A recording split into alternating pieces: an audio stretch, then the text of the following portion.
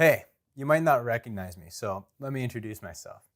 My name is Samuel de Koning, and that's a Dutch last name. It's a fun fact for myself. I like to say that I'm Dutch, even though I wasn't born there. I was born and raised in Alberta, and so that does mean I'm a huge Oilers fan, and I'm really excited about the season they're about to have. So I'm cheering them on behind the enemy lines because I've been here in BC for the last 3 years. I've been studying to be a pastor. I'm getting my Bachelor of Arts in Pastoral Leadership is the official title to those who might be wondering or care.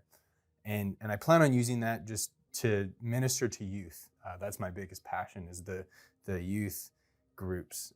That's where I became a Christian, and that's where I think the strongest call to my life is for ministry.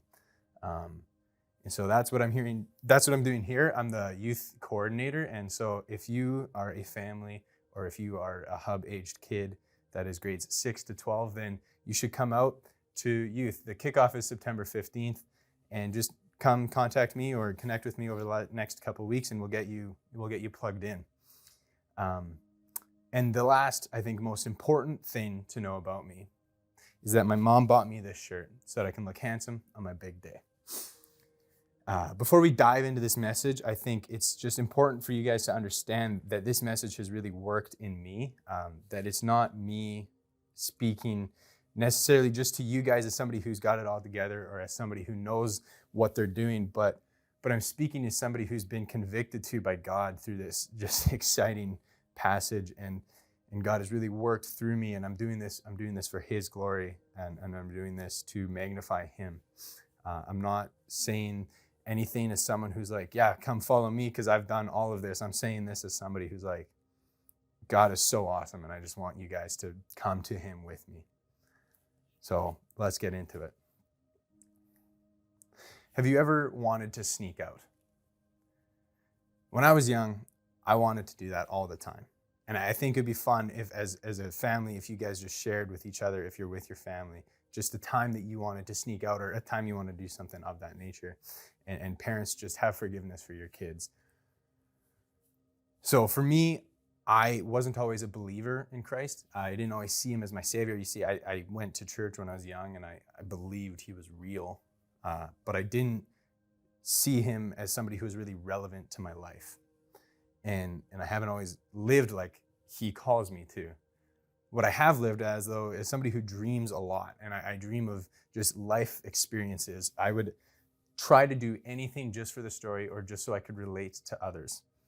When I was young, I would lie at the eye doctor. I don't know what those big machines are called, but the things like with raccoon stuff, and they like switch it. I would like wait until it was super blurry, and then I would just say a bunch of random letters just so I could try to get glasses. Or I would climb trees and jump out of them so I could fall and break bones, and it never worked, unfortunately. So if you have any ideas on how to break a bone, please tell me. I'm still looking to get a cast because I just wanted to relate to people.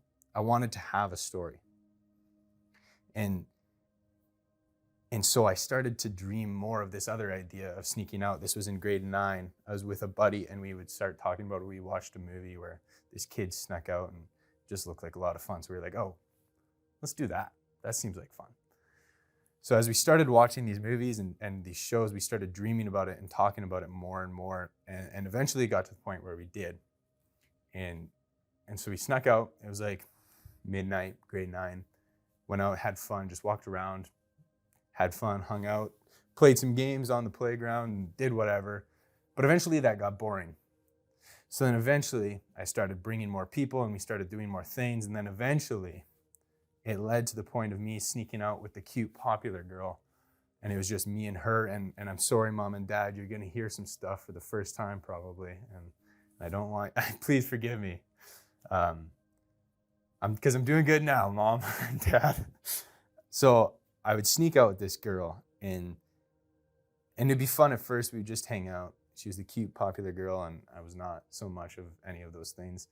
And then eventually that got boring. And eventually that lost meaning and purpose.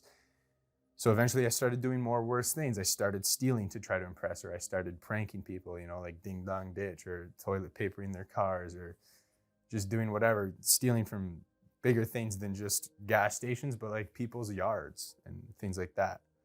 And this to me was the beginning of a streak of nastiness that lasted in my life for a little bit.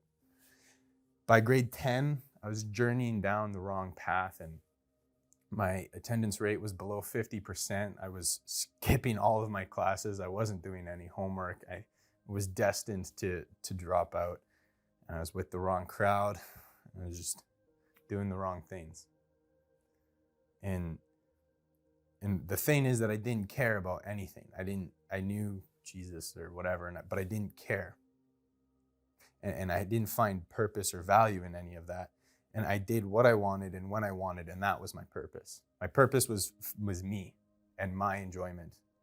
And as I said through my story, it never brought fulfillment. Things kept on escalating and getting worse and worse. And my life it got to the point where it was empty and without meaning.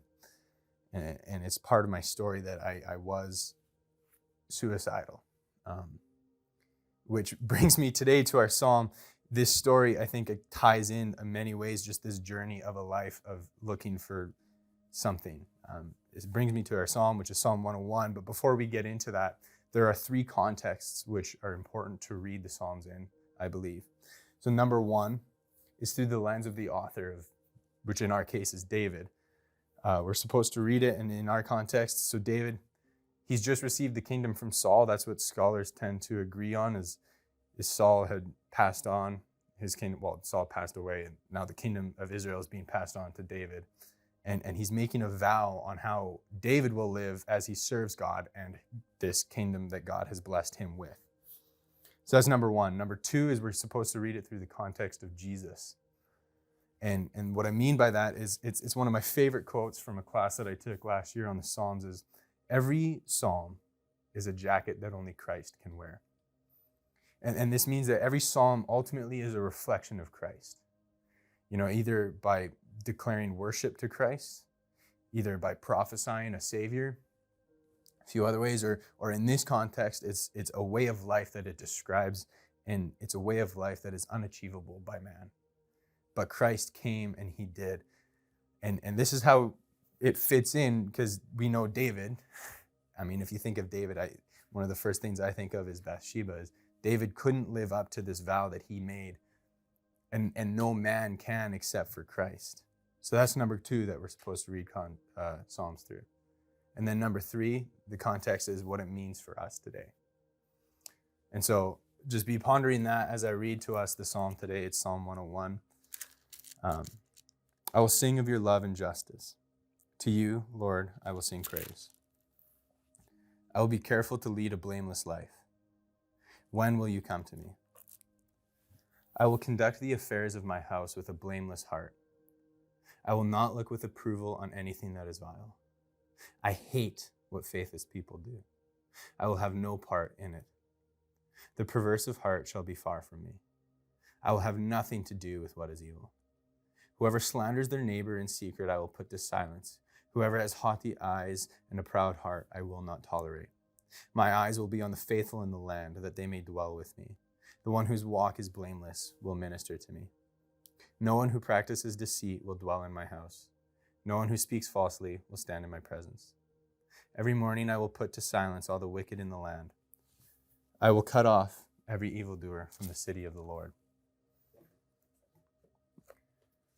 So I just talked about three contexts that we can read the psalm in or understand the psalm in. And now I think there are three responses that we may have. And I've kind of touched on what part of my life story. There are three responses. There's the seeker, there's the struggler, and there's the surrendered. So there's the seeker, who I think is just asking a ton of questions and they don't fully believe yet. I think as I touched on my life and said that I was like sneaking out and doing all these wrong things, I was a seeker. They're not sure if Christ is important or relevant to their life. Maybe you're a seeker and maybe you believe some of what the Bible says, but just not all of it. Maybe there's parts that make you feel a little bit uncomfortable. Maybe you don't believe any of it. The bottom line is that you are full of questions and full of questions for God. And this is a good thing. I'm not saying seeking should be something we should be ashamed of or a phase of life that we need to hide from. I've been all three phases that I'm about to describe, and each thing is good and has its benefits. So that's the seeker. Then there's the struggler who finds themselves believing a lot of it or all of it, and they're doing their best to try to live as Jesus is calling them to. They're doing their best to live as Jesus is calling them to. But it's just hard. And I think that's something we can all relate to, is the work of Jesus is hard. It's not easy. You're doing your best, but you feel like you fall short time and time again. Maybe you're feeling that God is disappointed in you, which he's not. But maybe that's just how you feel. Maybe you're feeling like your faith is not strong enough. You're struggling to grasp this word, and you're struggling to live as it says. And then there's the surrendered. And if you're a surrendered, then I'm saying that you're surrendering your life to God. You see the purpose that God is calling you into, and you're obeying. You're stronger in your faith. God calls, and you don't even think, you're just in. You obey. You're not perfect, though. See, we're never perfect. We're still always growing, but we're following as God calls. And I think for all three phases, there is a similar calling from this psalm. And the calling is that we are called to live blameless lives. Why? So that we may minister and be more like Christ. That's what I believe. I'm a little bit of a word nerd. I love to study the original meaning of different words and the Hebrew words. As I've been going through, I study Hebrew a lot in school. So that's something that'll come out a little bit in this message, and I'm going to do something right now. So blameless, this word blameless is used in this psalm a couple of times. It can also be translated as integrity if you're reading an ESV. The blameless word in Hebrew, here, I'll say, in verse 2, we're going to talk about, I will be careful to lead a blameless life. When will you come to me? So this blameless word is tom. It's the Hebrew word tom, and it means moral innocence. Just some background facts on the word that I find fun that I want to share with you guys. It's used 23 times in the Old Testament, and 17 times is it used in the same context as this psalm is using it, like with the same meaning and same background. And it's not talking just about a list of do's or don'ts, right? It's not saying like, this is one way of life or this is another, but it's an attitude of standing before God. It's a posture that our heart can carry. Abimelech uses this word blameless when he's confronted by God with Abraham and Sarah, when he sees Sarah as beautiful and stays the night with her and then gets called out, kind of, sort of. And it's just a weird story. And then at the end of it, he says, I didn't know, so I can be blameless. I have clean hands. And Proverbs will use this same word to describe a sense of security against God's judgment. See, this word blameless, it's a way of living as followers of God. It's what we're called into. It's the same invitation of Psalm 101. We're called to live blamelessly by David, and it's giving us a blueprint of what blameless lives can look like. So first off is the journey to blamelessness. It starts in the presence of the Father, and David starts it in verse 1. He says, I will sing of your love and justice. To you, O Lord, I will sing praise. When I read that, the first thought I had was worship. I was thinking of, singing. And it's a little bit short-sighted. The worship is of God. It's more than just singing his praises. And David welcomes us into this worship throughout this psalm. Worship is done. We all worship, first of all. That's not something we need to understand, is we're all worshipers. And worship is done when we see something that is greater than ourselves. And so we're called to worship God because he's greater than us. It's a way of understanding is it's an homage to something or someone. And God created us to worship him. So in this context, in the way David is calling us into, it's the obedience to the purposes of God. Worship is obeying the purposes of God. And it is saying to God that your ways are greater than my own. And David is saying then, in verse 1, that worship is the first step to being blameless. And to be blameless is to be for God and for his purposes. And he carries this idea out through verse 6 to 8 as he's talking about the presence of God. That's where the first step to blamelessness is the presence of God. In verses 6 to 8, I'm going to read them out again.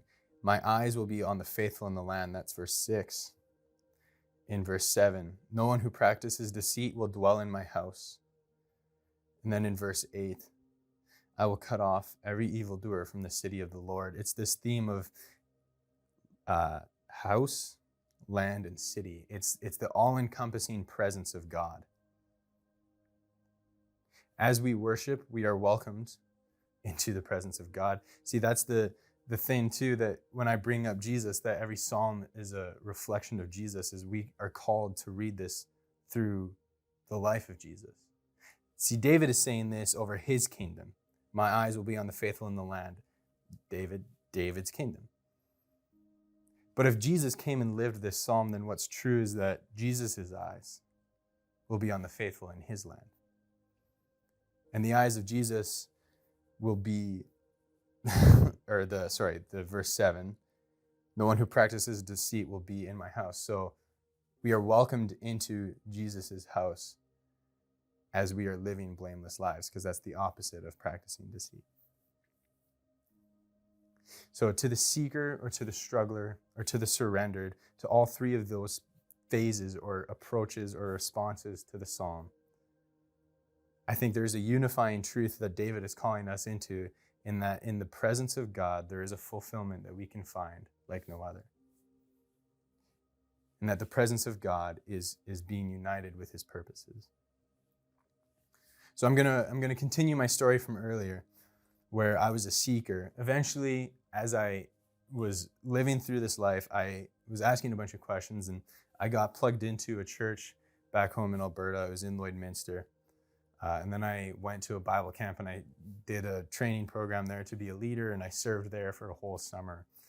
And I started going to youth group, and then on Sunday mornings, I was leading grades 4 to 5 kids, and my life was starting to look, maybe on the surface level, a lot better. But the problem is that I wasn't really there yet. I was struggling, I would say. See, I had a girlfriend, and a lot of the time with her, I wouldn't make the wisest choices. And then that grew, and we'd start going to parties together, and we would continue to not make wise choices. And then that grew into me staying the night and skipping church or skipping youth. And there's these 2 dudes at the church that I went to. Their names are Ryan and Darren. They're 2 of the most influential people in my life. These people are people who I would say lived surrendered lives. They called me out one Sunday morning. Darren specifically called me out as I came into church to kind of sneak into the back room where volunteers are allowed, because there's a bunch of free muffins. So I was going to go grab some muffins, and then I was going to head out and spend some time with my girlfriend, whose, for a fun joke, name is Faith. So the joke I like to make about her is that I had to lose faith to gain faith. It's I think it's just fun how God works sometimes with just ironic little things like that. Anyways, back to this story. These dudes, Ryan and Darren, they called me out, and they were just like, hey man, where are you? You can't be living, you can't be a part of the church and saying you're living for God, but then not. You can't come in and be a leader and have kids look to you as a leader, and then go and be with your girlfriend all the time and make wise or unwise choices in that area. And they just said, either you're in or you're out. Either you're with us and you're for us and you're for God's purposes, or you're out. And they made me make a tough decision, and I chose God. And that's the thing, is as we are in God's presence, he will discipline us.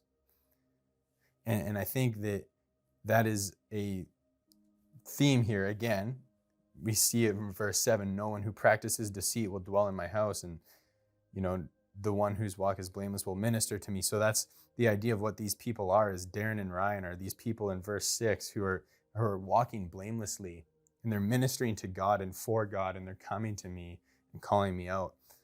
And then we've got me who's like practicing deceit, speaking falsely, and, living a wicked life, and God is coming alongside me with them and correcting my behavior.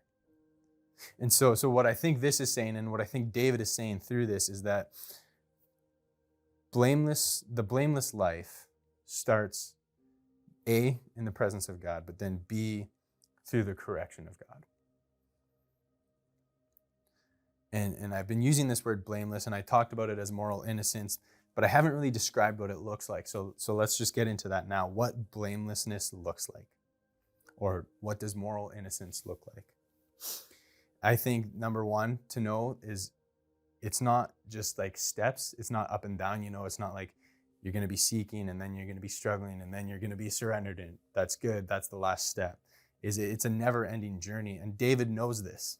See, in verses 2, he says, I'll be careful to lead a blameless life. And then in verses 6, he says, the one whose walk is blameless. And this lead and walk word is the idea of, it's derek is the Hebrew word of it. So it's the idea of a journey. And I think what David is saying is we're all on this journey to blamelessness. And the thing about a journey is that sometimes it's hard. It's not always easy, and sometimes you have to go backwards to go forwards. And I think it's important for us to understand that our journey to blamelessness begins by accepting that the work of Christ is never complete in us. And so through doing these word studies, through studying what blamelessness is and what this word journey can be, I think I've failed to talk about, just practically speaking, I failed to talk about what it looks like. So let's get into that. The Hebrew way of understanding blamelessness is it was to be wholly united for God, not like H-O-L-Y, but W-H-O-L-L-Y, I think is how you spell that. I'm not great at English. It's to be completely united for God and for his purposes. Every part of who you are is for God. And David, again, knows this, and he draws it out. In verse 1, he talks about his mouth. He says, I will sing of your love and justice.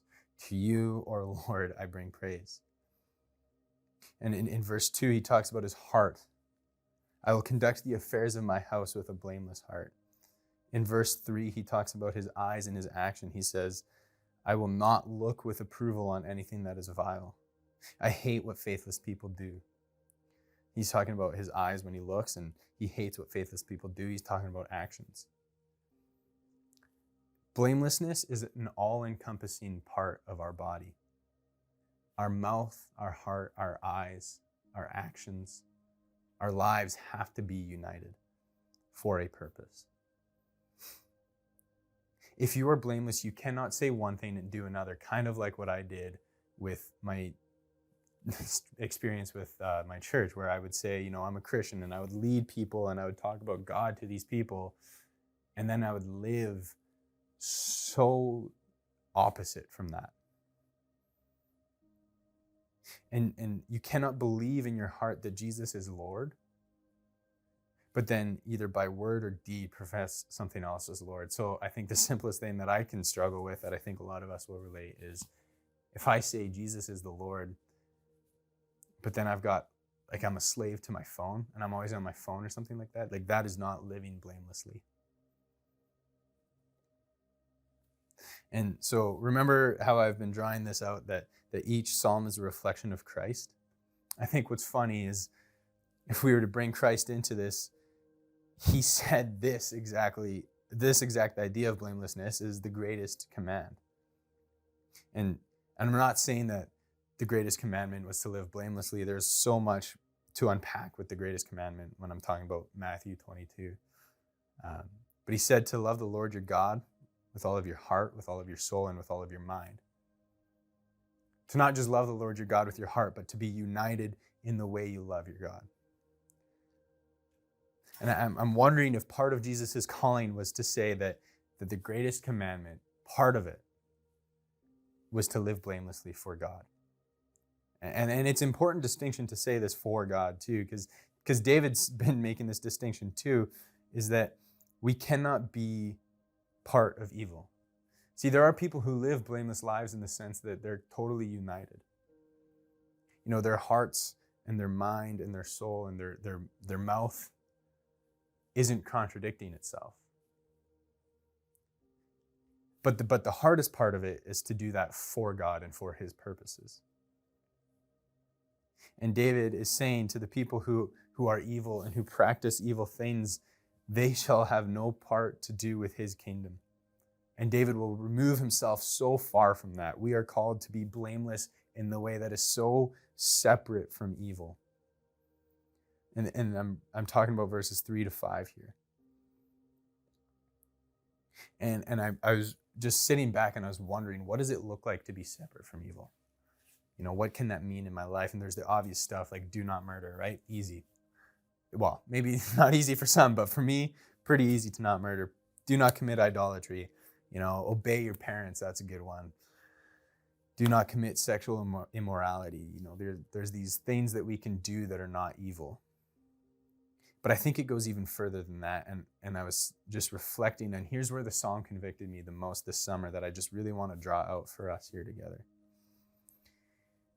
I was thinking just about what is evil. And Paul kind of lines it out for us in Galatians 5. And he lists a few things, and I'm not going to list them all, but I'm going to give us a few. It says fits of rage, fighting, divisions, enmity, strife. And I'd bet for most of us, this is the case. For me, for sure, is this problem of COVID. You know, what is the vaccine? Do we get the vaccine or do we not get the vaccine? And that's already caused a lot of division and strife and fighting. And then we talk about masks now again. And, you know, am I going to wear a mask? Are masks required for different events or different places? And it's just this huge, never-ending ball of frustration for me. I'm tired of talking about COVID every day. And I'm tired of fighting with people. And I'm tired of looking on my Facebook and seeing all of these different posts, people who are for vaccine or anti-vaccine or all of it, you know, like there's just so much evil. And something that struck out to me is COVID will end, but evil won't. And there will be another thing that comes along. And I think part of the blameless journey that we're being called into today is to live so united for God, both as ourselves, but then as a body of Christ, that the things of this world don't matter. That our heart and our mind and our mouth are focused on the works of God. You know, so whether you're seeking or you're struggling or you're surrendered, whether you're looking for answers, whether you're struggling to live as God calls you, or you are surrendered to God, where is our focus right now? Are we focusing on the battle of COVID or whatever else is in front of us? Or are we focusing on the works of the kingdom and what God is saying to us today? Is that our primary focus?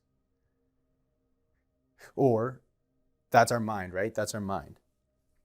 Or where's our heart? Where's our love for each other? Like I have seen so many people losing their minds, losing their love for each other. And I've been guilty of this too, where I've been so frustrated by one opinion or another, by both opinions, that I just lose a little bit of my love. But that's not the life God is calling us into.